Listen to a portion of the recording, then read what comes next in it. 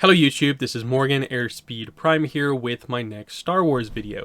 This is going to be my review for The Bad Batch Season 2, Episode 15 and 16, the finale for Season 2. So, we're done with Season 2. It's very clear there's going to be a Season 3. I assume it will be announced at Star Wars Celebration in like 3 weeks. In 3 weeks' time. Really shocked if they don't, because I think everyone's expecting a bunch of project announcements there. And this probably should be kind of part of that.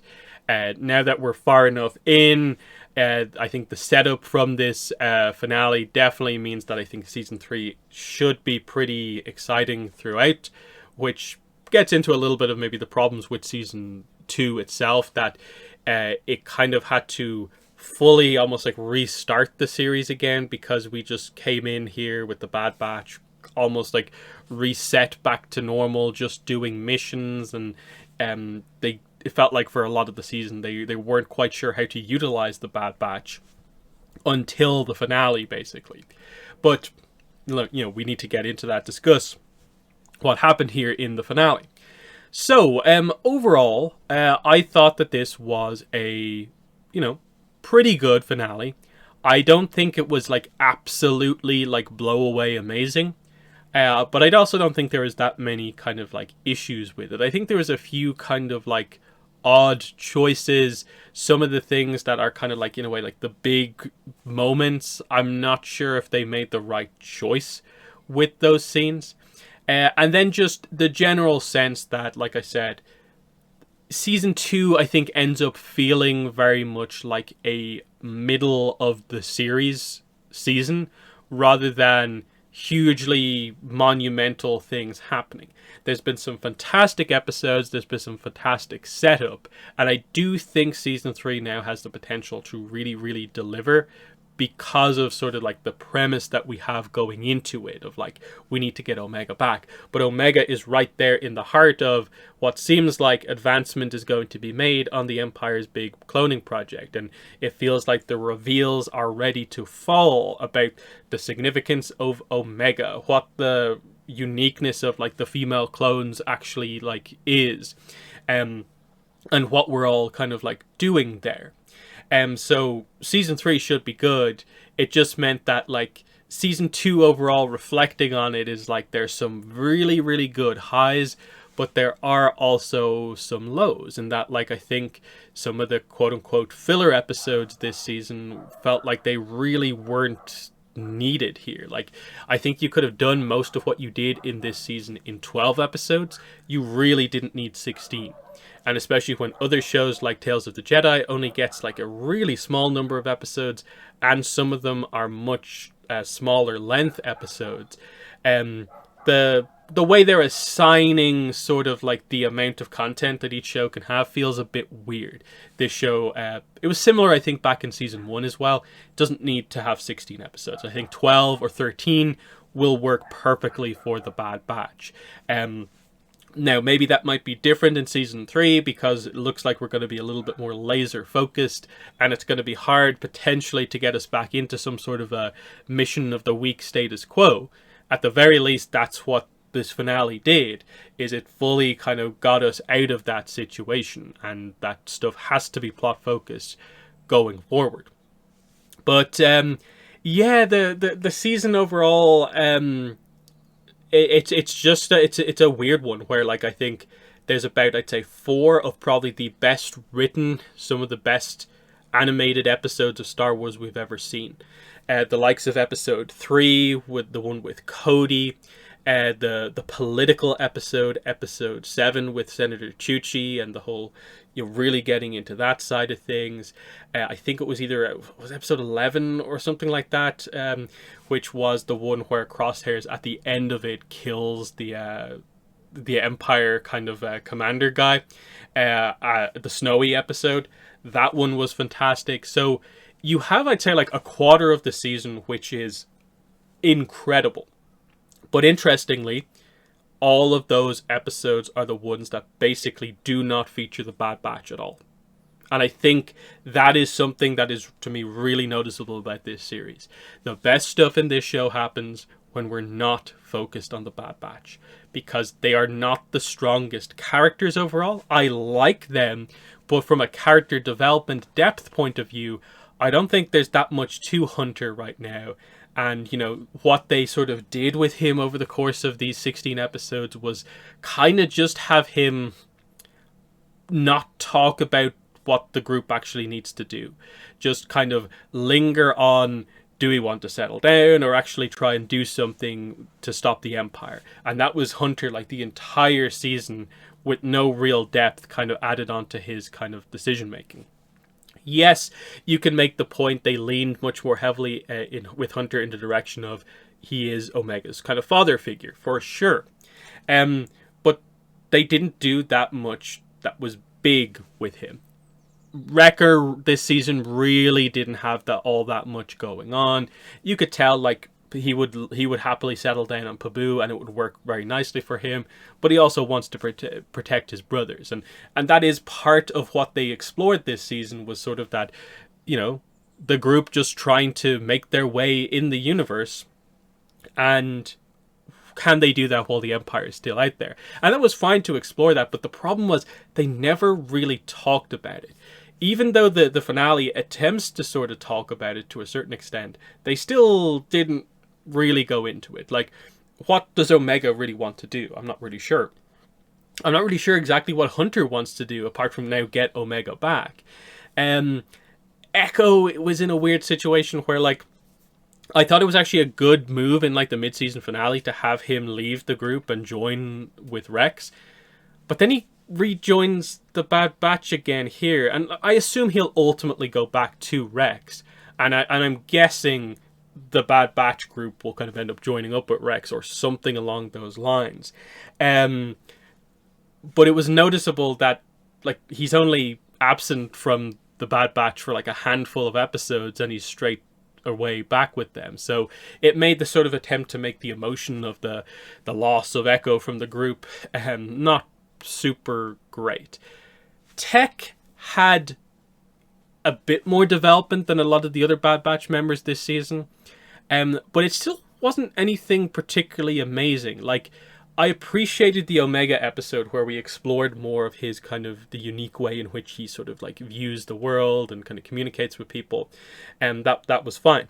The attempt to kind of set up a pseudo romantic relationship with Phee was all right, but they didn't spend much time on it. They didn't make much progress with it.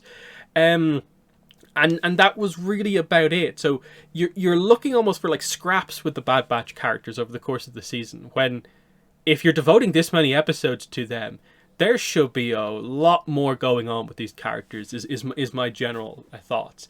And this gets into the other thing. I said a quarter of the season is amazing.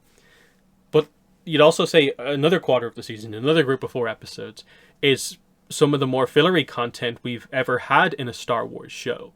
And the fact that we are literally going from maybe the best episode of the season to probably the weakest episode of the season highlights the ups and downs quite heavily of what's going on with this season. That we can go from an amazing episode 3, Commander Cody episode, to riot racing with, and Sid is in the focus, and I don't understand it. I really don't understand it. And then we're doing this weird ancient relic hunt episode, and look, it's the introduction of Phee, like, fair enough.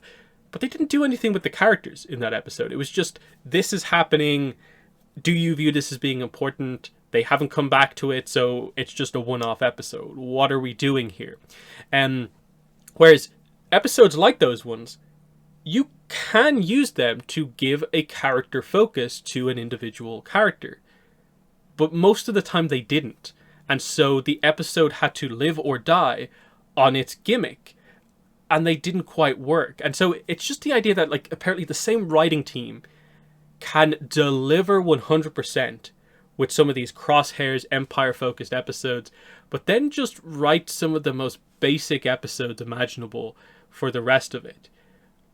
In general, I think the rest of the season was, like, very good. Never quite amazing like some of the episodes, but a generally high quality. So Was this season an improvement over the first one? I would say yes, but maybe by not as much of a margin as maybe I would have wanted it to be.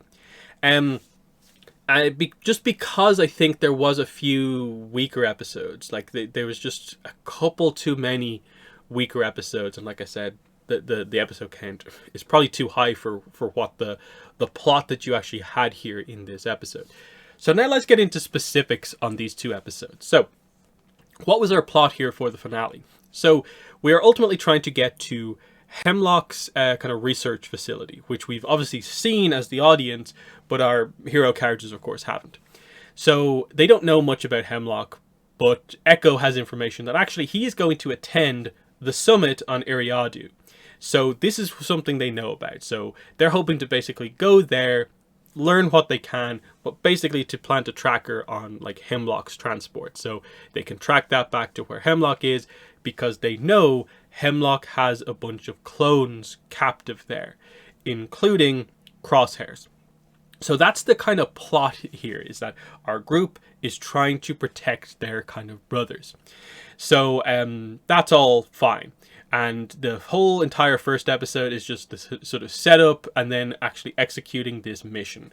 It's a lot of standard Bad Batch action, executing on the plans, them doing their unique brand of teamwork and fighting, and, you know, it's fine. I think this is at times where this show struggles a little bit to separate and make action feel unique over other episodes. That this is the finale, so shouldn't we be doing a little bit more than this? But it was very standard to me. They have the uniqueness here of, obviously the location here is up in a mountain, so they have to use the cable car to get up, because there's no there's no real way to infiltrate it by like airdrop or anything like that, because it's just so open out in the middle of a high kind of a mountain peak. So they eventually do it. The infiltration isn't like too much of a problem, but on the inside they encounter a problem kind of straight away, where they encounter Saw Gerrera, and he is there trying to basically just blow the place up. He hopes to just take out a bunch of high-level Imperials, and that will be a major win. And as much as Tech and everyone tries to argue him down from this, of just like, no, this is not a good idea, they can just replace the people in these positions. It's better for us to basically steal information about what they're doing, where we can make bigger strikes, bigger hits, than just trying to take out a few personnel which can be replaced. But he doesn't really see the bigger picture. So the bombing still sort of goes ahead. This sort of put the Bad Batch's plan into a bit of a problem and creates the chaotic situation that we of course get. They try to escape at this point, and we get the scene on the cable car in the middle of the kind of track, basically. So at this point, you know, there's not too much of a threat to the high-level Imperials, because once the alarm goes off, they have 10 times the air support that the Bad Batch have. There's no real chance to fight back here. This is just escape. Like, they've lost this mission, basically. And this is where we build up to the death of Tech. Now, there's going to be some... I've already seen like a lot of people upset about this. Not just because, you know, they killed off a main character, so people are upset, but, you know, people can appreciate why the death was done. They're just sad about it. Just kind of upset that from a writing perspective, they even made the decision to kill off this character. It felt not really needed. Like, this was not an incident where it felt like you had to do the death of one of the main characters as a sacrifice to help the rest of the group escape. The situation that they had to orchestrate to make this the only play, I wasn't super into the way that this was set up overall. I like some of the writing surrounding it in regards to, like, I like some of the final lines that Tech says, you know, I'm doing Plan 99. Everyone knows what that is. You know, it's the sacrifice plan. It's the last plan in the playbook. It's the one you don't use unless you absolutely have to. And none of them want him to do it, but it's becoming clear that's the only way to solve this issue. And as he takes the shot to shoot his own grappling hook down so that the weight imbalance goes away, he says, we've never been good at following orders, or something along those lines. And that's a nice final line. It's just that overall, I don't think this was the timing to kill a character. I'm not sure what this really meant for the series as such. I'm not sure how much of an impact it really had because of the timing of everything. Even just for Tech as a character, like tracking his arc, I had already said earlier on in this review that I think he's probably been one of the more heavily developed characters in the Bad Batch, even though it's not that much. That's kind of part of why I don't like this too much, is that they felt that just by giving Tech the bare minimum extra little bit of development, that this would be enough to make his death in particular more impactful than any other character's death. And to me, it doesn't quite work, because it's like, you don't really have a relationship just yet with Phee, because it's still at such an early stage. So I'm not sure if that's playing too much of a role in it. So other than just the standard thing of just like they've lost a teammate in this, in a situation where it didn't really feel like it's the worst situation they've been in, so it felt a bit kind of random. I'm not sure what they were kind of thinking with this one. I still maintain that I think if there was a time to kill off a Bad Batch character, it probably was during the season 1 finale. That felt a little bit more intense, that something like that was going to happen, but they didn't do it. Instead, they did it here at a point where I don't think it was super well done. Now, question: is Tech actually dead? Because I don't think it's as clear cut as just, well, he fell from a great height. There's no way he could have possibly survived. We know how Star Wars goes. If you don't see the body, if it's not so blatantly obvious that, look, the character has died, if it's not like Anakin killing Count Dooku, can you really be sure the character is dead? And I have my doubts. The fact that a whole kind of chunk of like metal and stuff like that fell with him, it feels like that maybe gives him a chance. You could maybe make the argument that that makes it worse, but who knows? The point, though, is later on in the episode, Hemlock reveals that basically he found Tech's goggles. And the wording on kind of what's said here is kind of odd, because they don't make it out like, oh, we found his remains, this is the only kind of like solid thing that was left. They're like, no, this is all we found. And maybe the show doesn't want to be super grisly about it, but I didn't take that to be like confirmation that Tech is dead. I took that to more be like, those goggles look pretty intact considering the height he fell from. I think there's a chance here. Now, do I think he has gotten away and is just so off somewhere recovering? I think maybe more of the actual option is potentially Hemlock captured him and is now going to... He will in Season 3 be revealed to maybe be one of the clones he is doing research on. I think something like that is potentially going to happen. That Hemlock will have that in his back pocket, that like if something goes wrong he can be like, oh look, I'm keeping Tech alive, I lied to you before, I actually have him here. That could be a big play for Hemlock to work with, that he has Crosshairs, Omega, and maybe Tech now as well. That could be quite interesting, and I just feel like there's a little bit more you need to do with Tech, in a way, because you had begun to set up some arcs that were actually like potentially going somewhere. Like the idea that potentially like a member of the Bad Batch is actually involved in a romantic relationship with a character is fascinating to me, because the couple of times they've done that with other characters, like the Deserter episode of the Clone Wars, and then I think came back to that in Bad Batch Season 1, what's his name, Cut, that was very cool. That's at least an interesting dynamic. Does him being in that relationship change how he views being part of the team? That's now a kind of outside kind of motivator for that character. And you set it up and then have apparently stopped that literally dead in its tracks.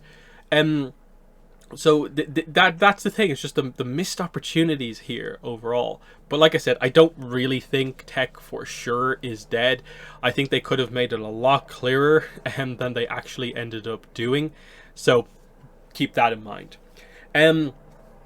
After this, what ends up happening, of course, so the cable cart kind of like smashes through. That's the only way to get out of this. Everyone's pretty much a little bit injured. They manage to roughly get away. They bring, like, I guess Hunter evacuates everyone to Sid's. Sid betrays the group. So this is, I guess, quote unquote, one of our finale things with Sid. She reveals herself to not be the best person here by basically selling them out to the Empire. Literally, she's given money for this information. She does look upset about the fact that she's had to do this, so it leads me to believe that potentially we might attempt to do a little bit of a redemption thing with her, where she at least tries to make amends for what she's done here going forward.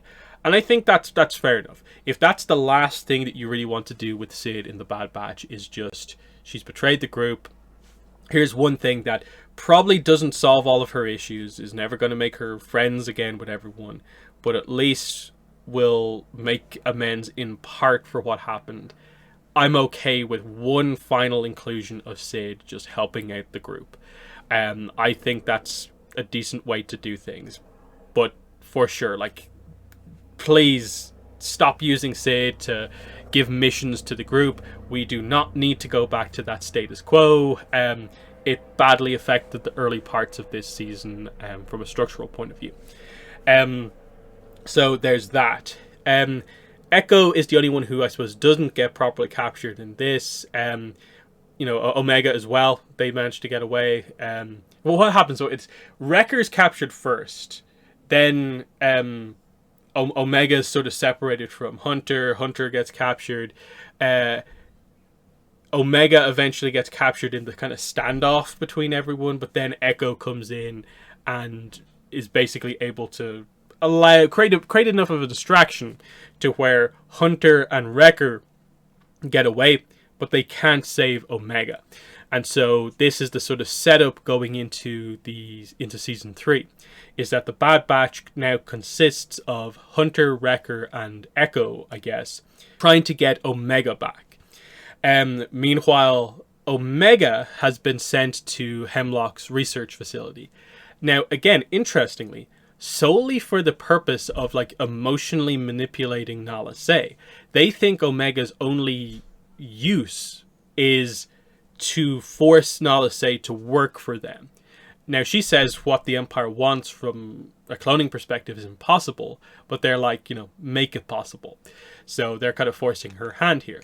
Now, the question, obviously, especially with what the cliffhanger is for the season, Omega is clearly more important to this than just an emotional bargaining chip for Nala Se.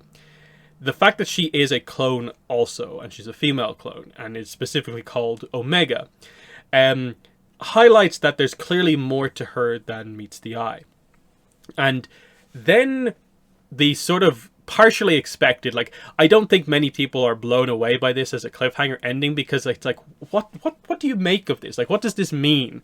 Emery, the scientist character we've met for a few episodes now, she reveals to Omega that, hey, we're sisters. So I guess that means she is a female clone also. What's the takeaway from this? It's very, very weird, because either it means that Omega is like an unaltered clone from a sense of like the accelerated aging, and what Emery is accelerated aging. Is that why she's older or not? I'm not really sure what the details are. I think just based on the timeline of where we're at in all of this, I think accelerated aging has to be involved to a certain extent with any of the characters who are kind of like adults technically. So what is the reveal here? Obviously, we assume, based on The Mandalorian as well, that we're doing something to get to Palpatine, Snoke clones. Effectively, clones that are capable of being Force sensitive. And this has been, I guess, an impossibility for cloning before. But they're making the point here, like the whole Dr. Pershing thing, which is effectively the idea of cloned, kind of replicated DNA, but then with enhancements taken from other things. Now, they've already sort of like done that to a certain degree. Django, his DNA, but now make it female. If you take that, but with different things, eventually, I suppose, theoretically, can you get to being force sensitive? And what else are they actually trying to do in all of this? And this is where I guess the whole Grogu situation comes into play. The reason Grogu was sort of important as part of this, I'm guessing, is because his species is known to be particularly force sensitive just by the nature of their species. Like, I guess all members of that species happen to be force sensitive. At least based on the three we're aware of, they all are. So Yoda, Yaddle, and Grogu, all force sensitive and highly powerful, it seems like, force sensitives as well.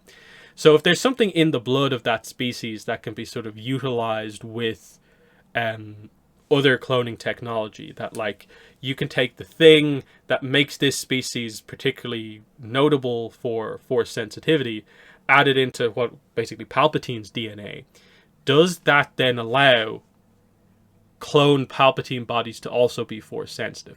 I think that's the end like idea of this. But the question is it as simple as they literally just need Omega's DNA? That's why the whole sister thing is weird, because haven't they had that the whole time with Emery? Now, I get it, they only have Nala Se on board now because of Omega, but is there a special significance of Omega over Emery?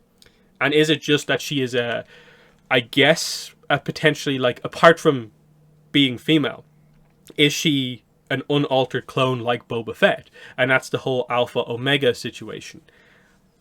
I don't know. It's interesting, and because of the setup, it feels like we have to get into this sooner rather than later. This then gets into what experiments are going to be done on the other clones, because there's a bunch of them there in the facility, some in like Bacta tanks, I guess, some strapped down like crosshairs. What's being done here? Is this just the kind of weird assassin forever loyal to the Empire clones, or is there something else going on here? I'm waiting for there to be a little bit more of a reveal about what we're doing with all of this.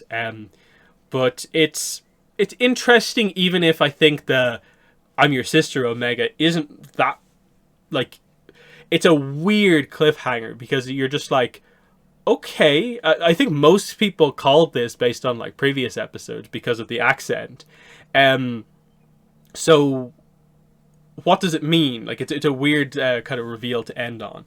So pretty much going to wrap it up there. I liked season 2 of The Bad Batch. I think season 3 has a lot of potential because they've left it in a place where they can't, going into season 3, fall into the same trap as season 2. It feels like there's no way to possibly write the season 3 premiere in a way that doesn't immediately get you into the plot.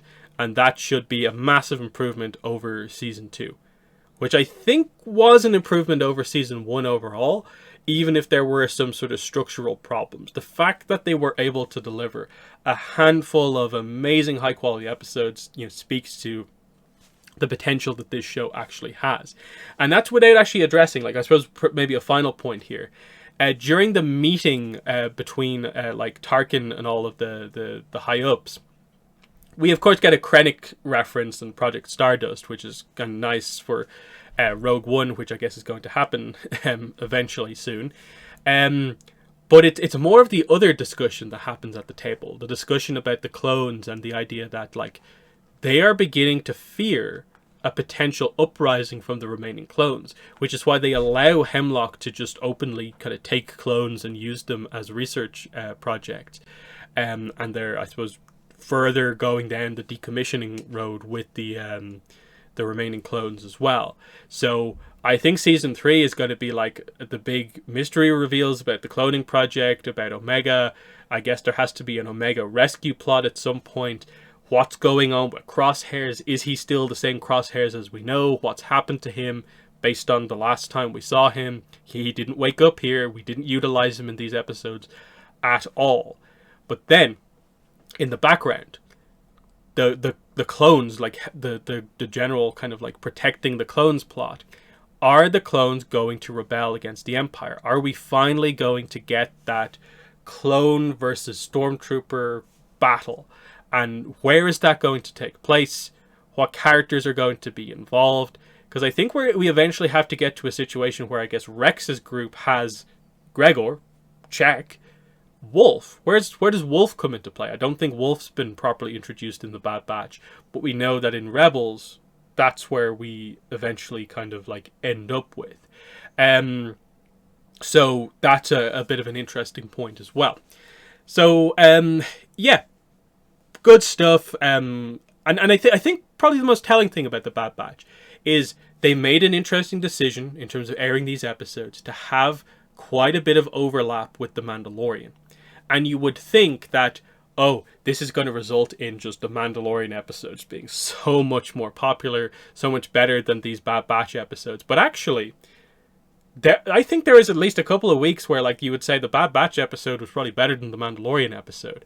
And that speaks to the level they've got to with this show, is that it can compete against the Mandalorian and can compete somewhat well. Even though I think as a Star Wars fans, of course, you can appreciate both.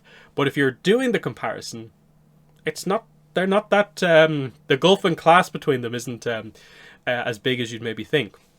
So in the comments, let me know what your thoughts were on the Bad Batch finale. Were you happy with what happened here? What are your thoughts going into season 3 with some of these mysteries and plot setups? But that has been the video. Thanks for watching, and bye.